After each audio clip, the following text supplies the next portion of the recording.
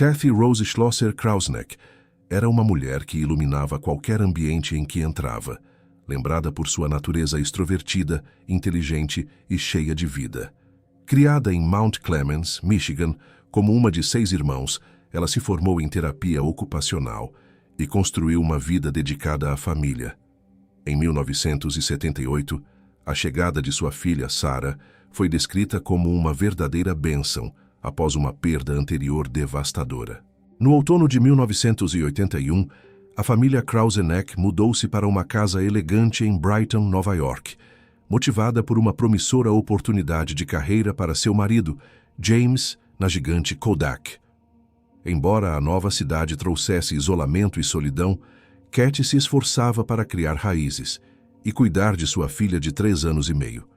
No entanto, a tranquilidade do subúrbio de Del Rio Drive foi interrompida em uma tarde gelada de fevereiro de 1982. O que começou como o relato de um crime brutal cometido por um invasor tornou-se um enigma de 4 décadas, onde as aparências de uma vida perfeita mascaravam segredos profundos e uma cena de crime meticulosamente analisada.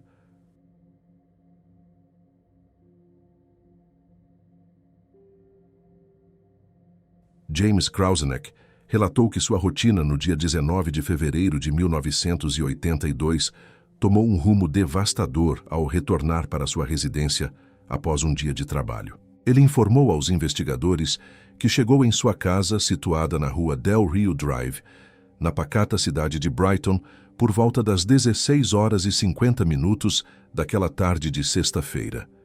Brighton era vista como uma localidade de classe alta no condado de Monroe, onde a segurança costumava ser a regra para os moradores.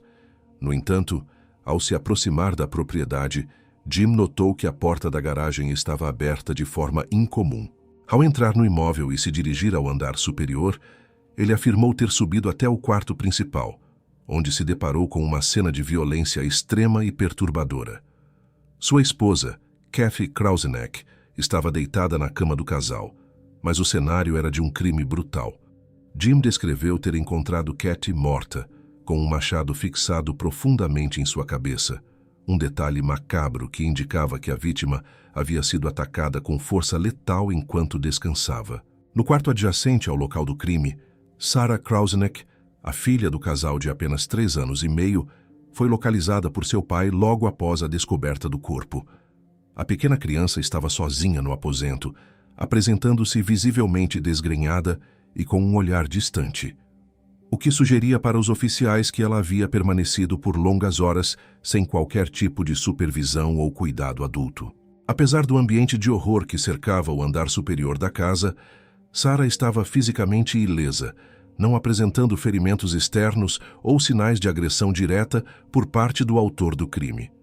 Diante da situação catastrófica, Jim agiu sob o impulso do desespero, pegando a filha em seus braços e correndo para fora da residência em busca de auxílio imediato. Por volta das 17 horas, ele bateu desesperadamente à porta de uma vizinha, em um estado visível de pânico e choque traumático, informando que acreditava que sua esposa estava morta dentro de casa. A vizinha, ao presenciar o estado emocional de Jim e ver a criança assustada em seus braços, prontamente acionou o serviço de emergência da polícia de Brighton.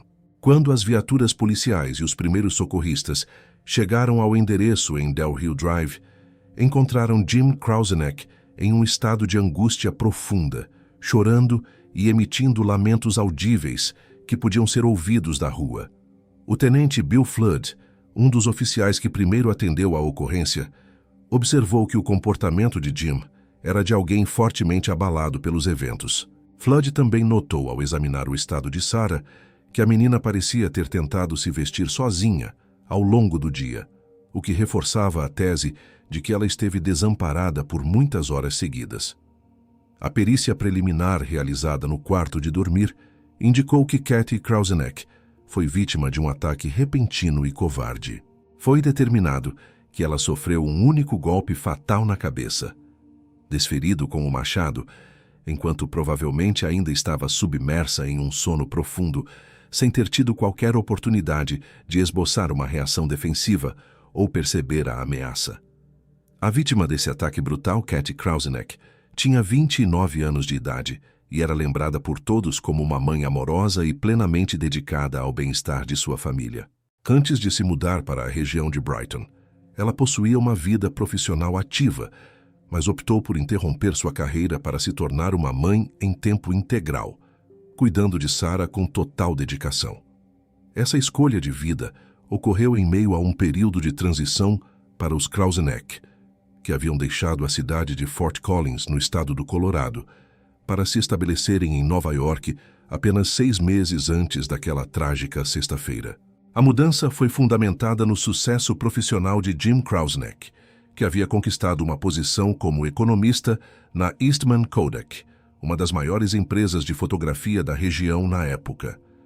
Esse novo emprego representava uma melhora financeira significativa para o casal, mas trazia consigo novos desafios para a dinâmica familiar e pessoal. Enquanto Jim passava grande parte do tempo focado em suas novas responsabilidades na Kodak, Katie enfrentava uma realidade de isolamento em seu novo lar. Ela se sentia solitária em Brighton, uma cidade onde ainda não conhecia ninguém, e não possuía o apoio de familiares ou amigos de longa data, que haviam ficado para trás em Michigan ou no Colorado. A rotina diária de Katie era marcada por uma mobilidade reduzida, já que a família possuía apenas um automóvel que Jim utilizava para ir ao trabalho todos os dias. Sem o carro, Katie permanecia a maior parte do tempo confinada à residência com a filha, o que dificultava sua integração social na nova comunidade. No entanto, pouco tempo antes de sua morte, ela havia começado a romper esse isolamento ao conhecer Gloria. As duas mulheres tornaram-se amigas, após se encontrarem na pré-escola onde Sarah estava matriculada, já que Gloria também tinha um filho na mesma instituição. Para Katie, essa amizade representava um importante ponto de apoio em uma fase de sua vida marcada pela solidão e pela distância de suas raízes familiares.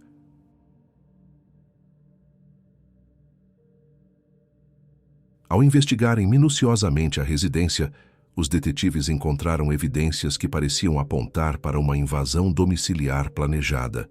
Um painel de vidro da porta da frente havia sido quebrado, e os estilhaços no piso sugeriam que alguém forçou a entrada para destravar o imóvel por dentro. No lado externo da casa, a polícia localizou uma ferramenta pesada, um machado do tipo maul, usado para rachar madeira, que estava encostado de forma suspeita na parede externa, muito perto da porta danificada. A brutalidade da cena no andar de cima era ainda mais chocante, pois a arma utilizada para matar Katie foi um machado comum, que ainda se encontrava alojado no crânio da vítima. Jim Krauzeneck, ao ser indagado sobre a origem desses objetos, confirmou prontamente que ambos os machados pertenciam à família e eram mantidos na garagem da casa, o que levantava questões sobre como um estranho teria encontrado e utilizado as ferramentas do próprio morador. O quarto de Katie apresentava um estado de conservação que intrigava os peritos criminais. Não foram detectados sinais de luta corporal ou resistência por parte da vítima, e as cobertas da cama estavam pouco desalinhadas. Katie ainda estava vestindo sua camisola de dormir, o que corroborava a ideia de um ataque surpresa ocorrido durante o seu repouso. Em contraste, a sala de jantar no andar inferior exibia sinais de uma possível tentativa de roubo. Itens de valor, como um refinado jogo de chá de prata e alguns castiçais da casa, foram encontrados espalhados pelo chão. A bolsa de Katie também estava jogada no piso daquela área, aberta e com seus pertences pessoais revirados e dispersos, indicando que alguém havia vasculhado seu conteúdo em busca de valores monetários ou outros bens de fácil transporte. O testemunho da pequena Sarah Krauzeneck tornou-se um ponto de grande atenção para as autoridades de Brighton logo após o crime. A menina relatou ter visto um homem mau deitado na cama onde seus pais dormiam, mencionando especificamente a presença do machado na cabeça daquela figura. Inicialmente, essa fala foi interpretada como a possibilidade de a criança ter visto o rosto do assassino enquanto ele ainda estava na casa. Quando os investigadores tentaram extrair mais informações sobre as características físicas desse homem, perguntando sobre a tonalidade de sua pele. Sarah respondeu de forma enigmática, descrevendo que o indivíduo era de muitas cores. Essa descrição levou a polícia a formular uma conclusão baseada na percepção infantil diante de um trauma severo. Os oficiais acreditaram que Sarah não estava descrevendo um invasor real, mas sim a visão perturbadora de sua mãe morta e coberta de sangue. Para uma criança daquela idade, a visão das feridas criava um padrão de cores confuso que ela não conseguia associar à imagem familiar de sua mãe, chamando-a de um homem de muitas cores. Enquanto isso, a investigação forense inicial buscava fixar o momento exato do crime. O patologista responsável estimou que a morte de Katie ocorreu em uma janela temporal entre as 4h30 e as 7h30 da manhã daquela sexta-feira. Essa estimativa de tempo era central para o caso, pois Jim Krauseneck afirmou categoricamente em seu depoimento que deixou a residência para o seu turno na Kodak às 6h30 daquela manhã. Se o horário do crime estivesse correto, isso significava que Katie poderia ter sido morta enquanto Jim ainda estava na residência ou logo após ele ter partido. Outro detalhe que alimentava as dúvidas da polícia era o relato de Gloria, a única amiga de Katie na cidade. Gloria informou que estranhou profundamente o fato de Katie não ter atendido às diversas chamadas telefônicas que ela fez durante toda a manhã do dia 19 de fevereiro. Como as duas costumavam se falar regularmente e Katie não tinha um veículo para sair de casa, o silêncio do telefone na residência dos Krauseneck foi visto por Gloria como um sinal claro de que algo de errado estava acontecendo com sua amiga. A investigação inicial também buscou entender se havia conflitos latentes no casamento. Mas Kathy e Jim eram vistos externamente como o exemplo de um casal americano típico e feliz. Eles se conheciam desde os tempos de escola em Michigan e haviam construído uma vida juntos que parecia sólida. Kathy era uma mulher de personalidade efervescente e inteligente que atraía as pessoas com sua energia, sendo muito querida por seus 6 irmãos e seus pais. A sua morte súbita e violenta, sob circunstâncias tão enigmáticas, deixou a comunidade de Brighton em um estado de alerta, enquanto as autoridades tentavam decifrar se o agressor era um invasor oportunista ou alguém próximo ao círculo íntimo da família. O tenente Bill Flood e sua equipe analisaram exaustivamente as contradições entre o estado da casa e os relatos fornecidos pelos envolvidos. A presença exclusiva dos machados da própria família, como as únicas ferramentas do crime, era um ponto que intrigava os policiais desde o primeiro dia. A ideia de que um ladrão invadiria uma casa sem portar sua própria arma e usaria justamente ferramentas guardadas na garagem dos moradores era considerada incomum para os padrões de crimes patrimoniais da região. Esse mistério inicial em Del Rio Drive lançou as bases para uma das investigações mais longas da história local, onde cada detalhe da vida de Katie e Jim passaria a ser escrutinado em busca da verdade sobre o que realmente ocorreu naquelas primeiras horas da manhã de 19 de fevereiro.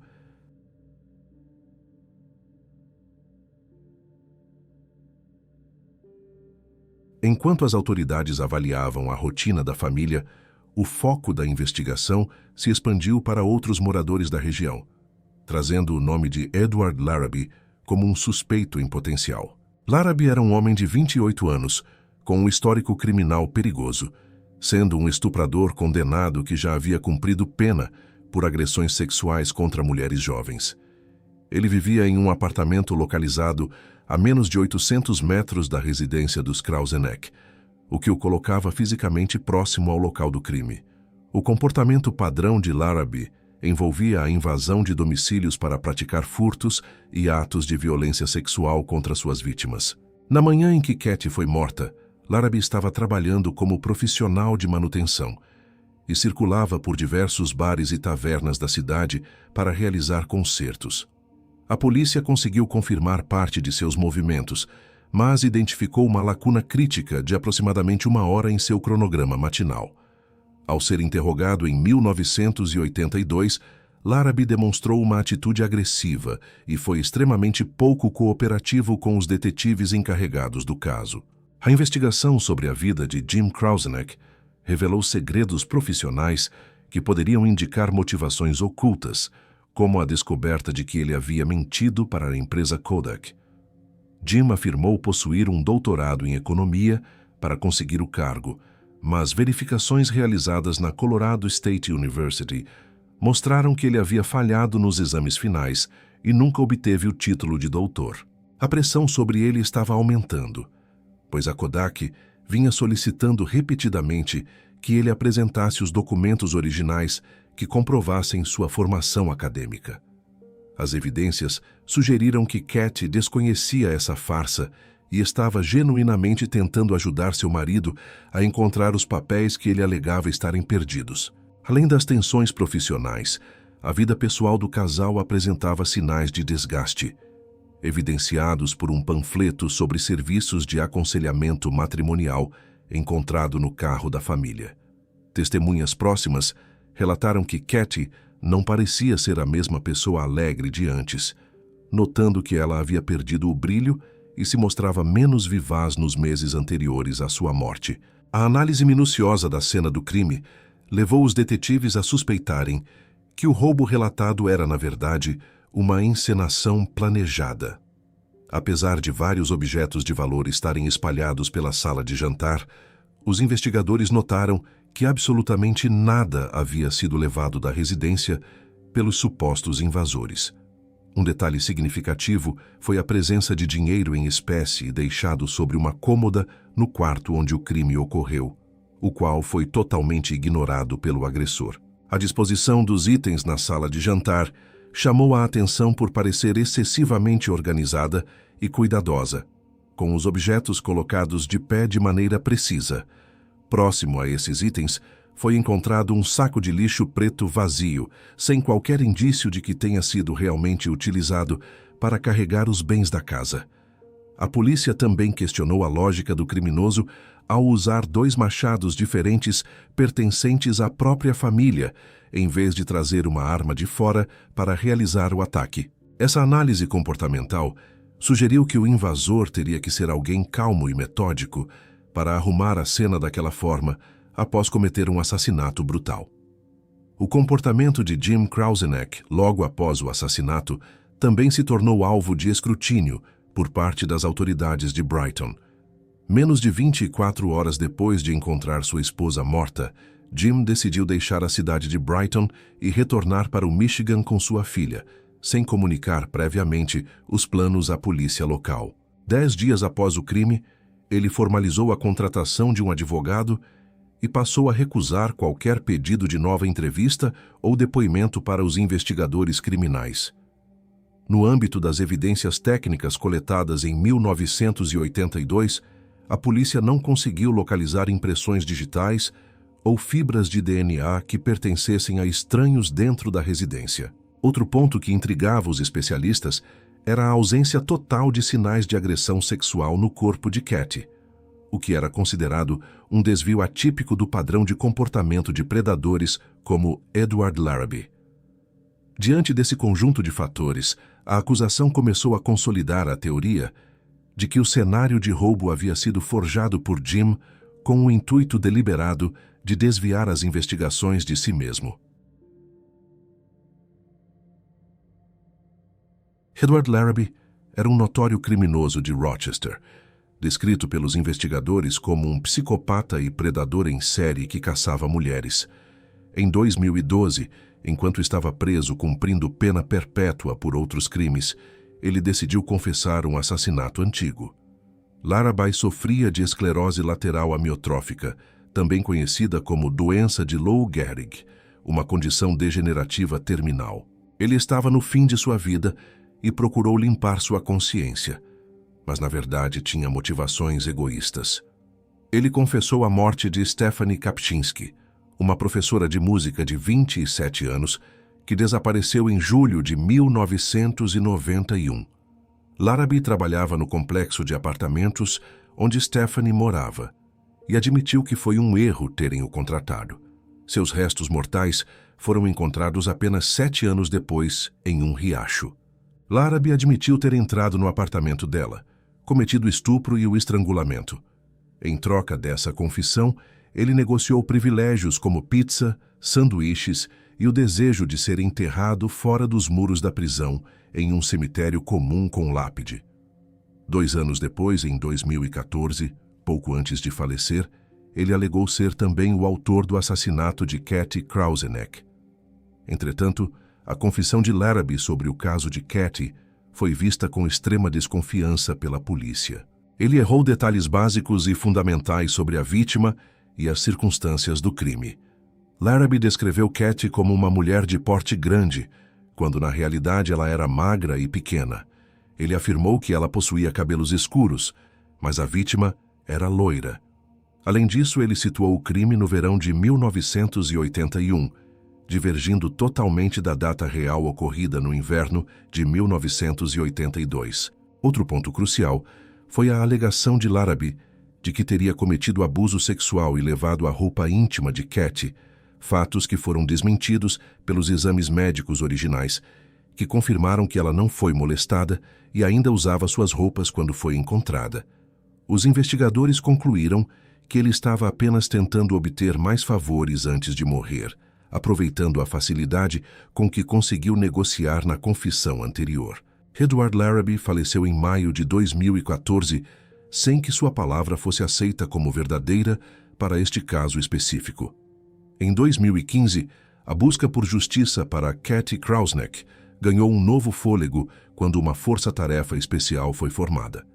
Este grupo contava com recursos do Federal Bureau of Investigation, trabalhando com o Departamento de Polícia de Brighton e as autoridades locais. A promotora Sandra Dorley afirmou que Katie precisava de justiça e liberou novos recursos para a investigação. Os detetives Mark Liberator e Steve Hunt assumiram a liderança, debruçando-se sobre dezenas de caixas de documentos e evidências acumuladas ao longo de décadas. A equipe decidiu submeter os itens coletados na residência em 1982 a tecnologias forenses que não existiam na época do crime. Entre as peças enviadas para novos testes de DNA no laboratório do FBI estavam o saco de lixo preto encontrado na sala de jantar e ambos os machados usados no crime, aquele que foi cravado na cabeça da vítima e o outro usado para quebrar o vidro da porta. A expectativa dos cientistas era encontrar algum perfil genético ou impressões digitais que pertencessem a uma pessoa estranha à família, o que provaria a entrada de um invasor na casa naquela manhã. No entanto, os resultados laboratoriais foram reveladores de forma negativa. Não foi detectado nenhum DNA estrangeiro ou digital de terceiros em nenhum dos objetos testados. Para os investigadores, essa total ausência de evidências externas foi um ponto de virada na investigação.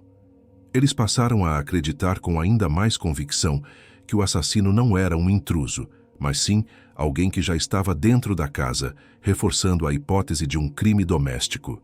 Com essa nova perspectiva, a equipe revisou meticulosamente todas as fotografias da cena do crime em busca de pequenos detalhes físicos que pudessem ter passado despercebidos pelos olhos dos investigadores originais 30 anos antes. Um dos maiores desafios da investigação avançada residia na determinação exata do horário em que Katie havia falecido. Em 2018, a promotoria buscou o auxílio do Dr. Michael Baden, um patologista forense de renome mundial, conhecido por seu trabalho em casos históricos como o assassinato do presidente John Kennedy e a autópsia de Jeffrey Epstein. Após reavaliar os arquivos e laudos originais de 1982, o Dr. Baden apresentou uma análise que divergia significativamente dos peritos anteriores. Ele concluiu que Katie Krauzeneck provavelmente morreu por volta das 3h30 da manhã. Esta nova estimativa situava o momento do golpe fatal 3 horas antes do horário em que Jim Krauzeneck afirmou ter saído para trabalhar, indicando que ele estaria presente na casa quando sua esposa foi atacada. Por outro lado, a defesa apresentou sua própria especialista, a doutora Catherine Maloney, para contestar as afirmações de Baden. a doutora. Maloney argumentou que, através da análise dos mesmos registros de 1982, não era possível fixar um horário tão preciso e que a janela de morte era muito mais ampla. Em sua opinião, o falecimento de Kathy poderia ter ocorrido em qualquer momento entre as 5 horas da manhã e as 13 horas daquela tarde. Caso a teoria da doutora Maloney estivesse correta, Jim Krausneck estaria protegido por um álibi sólido, uma vez que estaria comprovadamente cumprindo seu expediente no escritório da empresa Kodak durante o período em que o crime teria acontecido. Essa discrepância técnica entre os patologistas tornou-se o pilar central de todo o debate jurídico sobre a autoria do assassinato, dividindo opiniões entre especialistas e jurados. Outra peça fundamental de evidência que emergiu durante a revisão do caso foi uma marca encontrada no saco de lixo preto na sala de jantar. Ao examinarem as fotos em alta definição décadas depois, os investigadores identificaram uma marca de sola de sapato muito sutil que parecia ter sido deixada quando alguém pisou na borda do saco para mantê-lo aberto enquanto colocava itens lá dentro.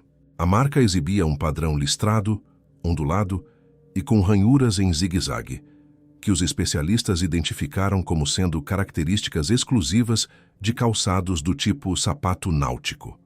Ao cruzarem essa informação com outras fotografias da residência, tiradas no dia da descoberta do corpo, os detetives notaram que em uma cadeira no quarto do casal havia um par de sapatos náuticos que pertenciam a Jim Krausneck. A acusação utilizou essa descoberta para construir um argumento lógico contra a teoria de um invasor externo.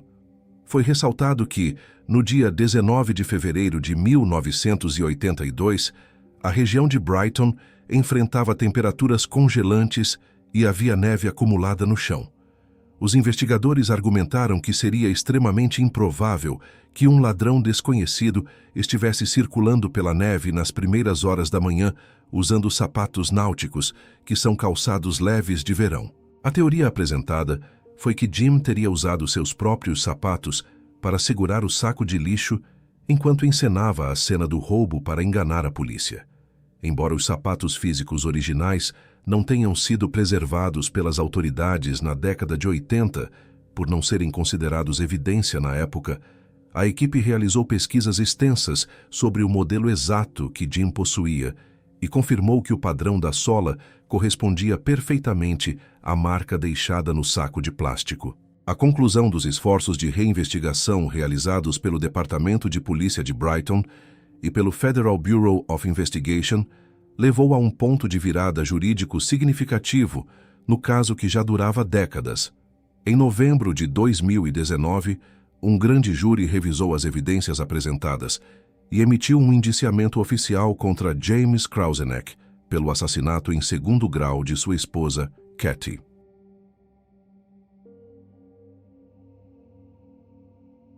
Nesta fase de sua vida, Jim tinha 67 anos e havia deixado o estado de Nova York muito tempo atrás.